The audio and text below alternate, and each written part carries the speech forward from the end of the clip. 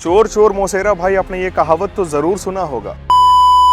लेकिन जब बात आती है रोजगार की, जब बात आती है युवा सशक्तिकरण की, तो वही इंसान हेलीकॉप्टर में बैठ के फिर धुसका खाने लगते हैं।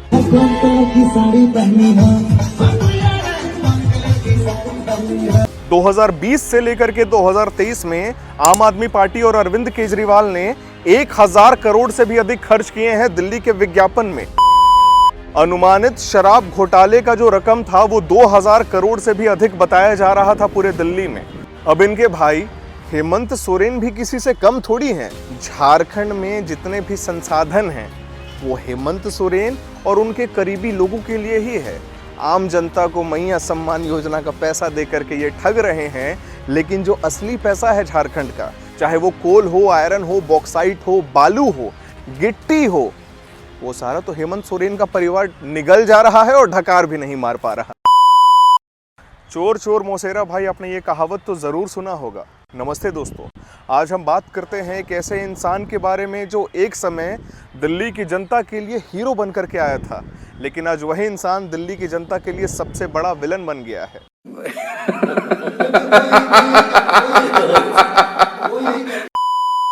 ये वही इंसान है जिसने कोविड के समय में धड़ाधड़ शराब बेची थी।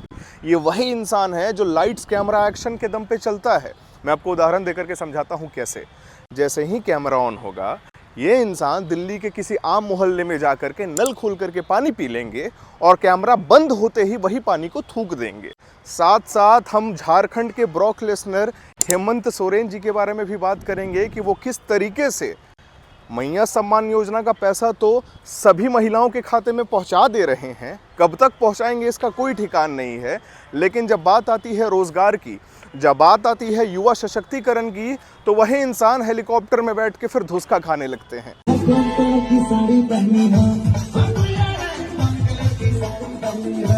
आज इन्हीं दोनों महानुभावों को हम कंपेयर करेंगे कि ये किस तरीके से अपने अपने राज्य को चला रहे हैं, वहाँ की जनता को ठग रहे हैं। और इसमें भी प्लस पॉइंट ये है कि दिल्ली में अभी चुनाव आने वाला है। क्या दिल्ली की जनता दोबारा से आम आदमी पार्टी को मौका देगी, या फिर Arvind Kejriwal ji lights camera action के दम पे ही चलते रहेंगे? अरविंद केजरीवाल जी ने अपने कार्यकाल में बहुत सारे वादे किए। आइए उन वादों पर थोड़ा सा चर्चा करते हैं।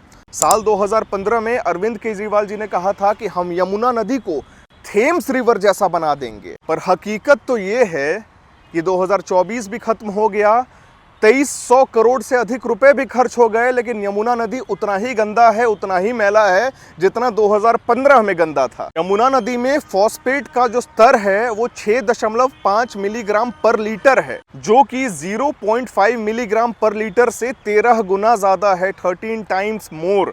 यानी कि जो आंकड़ा 2015 में था वो आंकड़ा तो और बढ़ गया है। तो अब किसको दोष दीजिएगा? वादा नंबर 2, शिक्षा में क्रांति। उन्होंने ये वादा किया था कि हम दिल्ली के सभी सरकारी स्कूलों को प्राइवेट लेवल तक पहुंचा देंगे, लेकिन 2021 के कैग रिपोर्ट के अनुसार दिल्ली के 2700 स्कूल में बुनियादी सुविधाओं की कमी है। शिक्षकों के 40% पद अभी भी दिल्ली के सरकारी स्कूल में खाली हैं। लगता है क्रांति सिर्फ विज्ञापनों के द्वारा की गई है। असलियत में क्रांति और सुविधाएं किसी भी आम जनता को दिखाई नहीं दे रही हैं। वादा नंबर 3 था कि महिलाओं के लिए वो दिल्ली को सबसे सुरक्षित स्थान बनाना चाह रहे थे।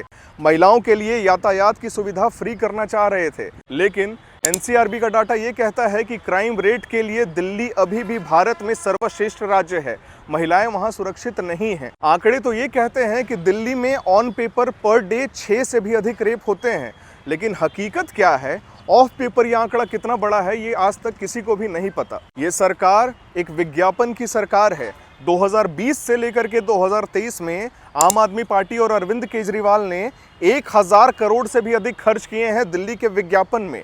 अगर यही पैसा स्कूली सुविधाओं को बेहतर करने के लिए खर्च किया जाता, ऑक्सीजन सिलेंडर सही से पहुंचाने के लिए किया जाता, तो आज शायद दिल्ली में जितना मौत हुआ था कोविड के दौरान वो नहीं हो पाता। कोविड की जो सबसे बड़ी असफलता थी दिल्ली में, वो किसी से छुपी हुई नहीं है।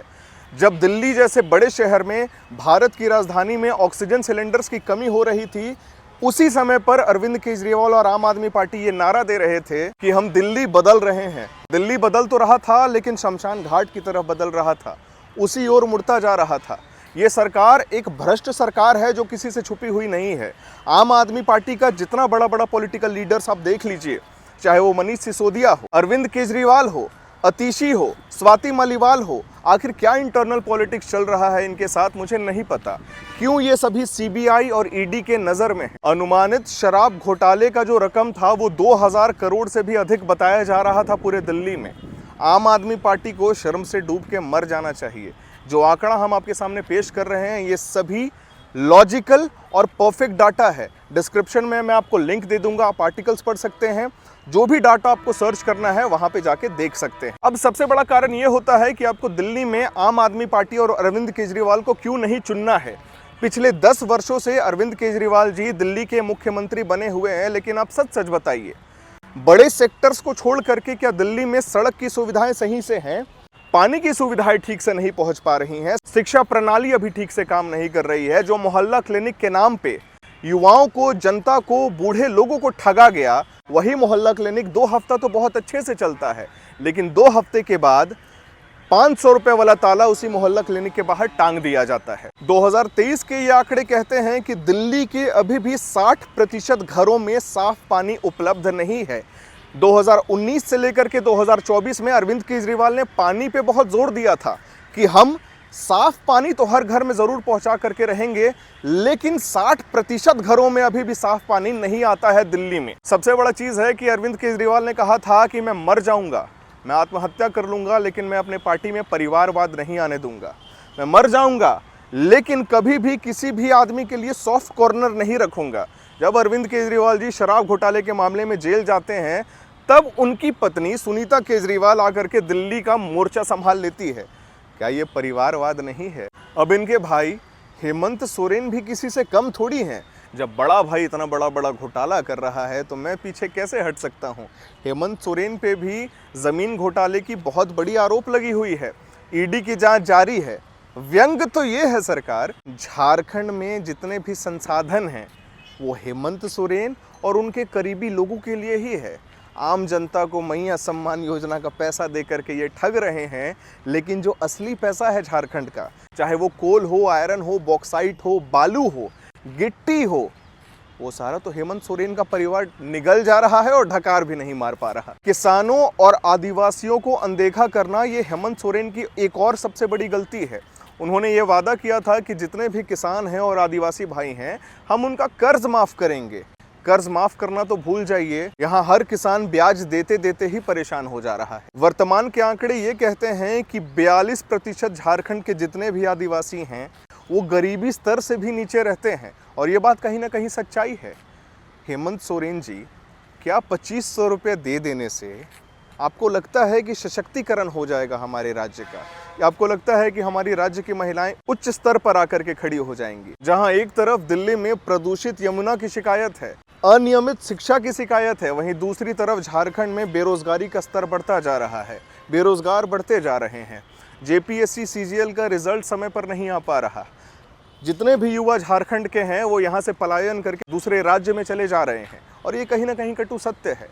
ये दोनों को आज मैं इसीलिए कंपेयर कर रहा हूँ कि आप सोच करके देखिए कि किसी भी राज्य का नेता, किसी भी राज्य का अगर राजा इस तरीके से अपने राज्य को चलाता है तो उस राज्य की क्या दुर्गति होती है। दिल्ली की जनता से मैं अनुरोध करना चाहूँगा, आप इसे बायस्ड वीडियो कह लीजिए, मुझे कोई फ़र्क नहीं पड़ता, लेकिन मैं आपका भविष्य एक अपने स्तर से बताने की कोशिश कर रहा हूँ। ये आने वाले 5 साल में क्या हो सकता है अगर आम आदमी पार्टी और अरविंद केजरीवाल दोबारा से दिल्ली की सत्ता संभालती है और गद्दी में बैठती है। मैं सभी दर्शकों से ये अनुरोध करना चाहूँगा कि ये समय है ठीक तरीके से निर्णय लेने का। ये दोनों नेता वादे तो बहुत करते हैं। अब कुछ लोग कमेंट सेक्शन में आके कहेंगे कि 2500 रुपये तो पहुँच गए। 56 लाख महिलाओं में से कितनी लाख महिलाओं के खाते में पैसे पहुँचे हैं, ये आंकड़ा आप सरकार से मांग लीजिए। एक महिला के बैंक अकाउंट में 2500 रुपये आ गए और 5 महिलाओं के बैंक खाते में 2500 रुपये नहीं आए। अब उसी मैसेज को ये सर्कुलेट कर रहे हैं। मैंने ये पहले भी कहा था, मैं आज भी कह रहा हूँ कि ये पूरी तरीके से संभव ही नहीं है कि आप 56 लाख महिलाओं को प्रत्येक महीने 2500 रुपये दें। अब आते हैं पॉइंट पे। जैसा कि मैं कह रहा था कि ये दोनों वादा तो ज़रूर करते हैं, लेकिन क्या उस वादे पर खड़े उतरते हैं? दिल्ली की जनता, ये सही समय है, अपना नेता चुनिए, आप उस नेता को चुनिए जो दिल्ली की जनता के लिए, दिल्ली की परेशानियों के लिए काम करे। उस नेता को नहीं जो केवल झूठे वादे करे, शराब घोटाला करे, कोविड के समय में सही तरीके से ऑक्सीजन और वेंटिलेटर बेड प्रोवाइड ना कर सके, और जिस पॉलिटिकल पार्टी के तमाम लीडर जेल की हवा खा करके बाहर आ गए हैं। सभी को मेरा जय हिंद, भारत माता की जय।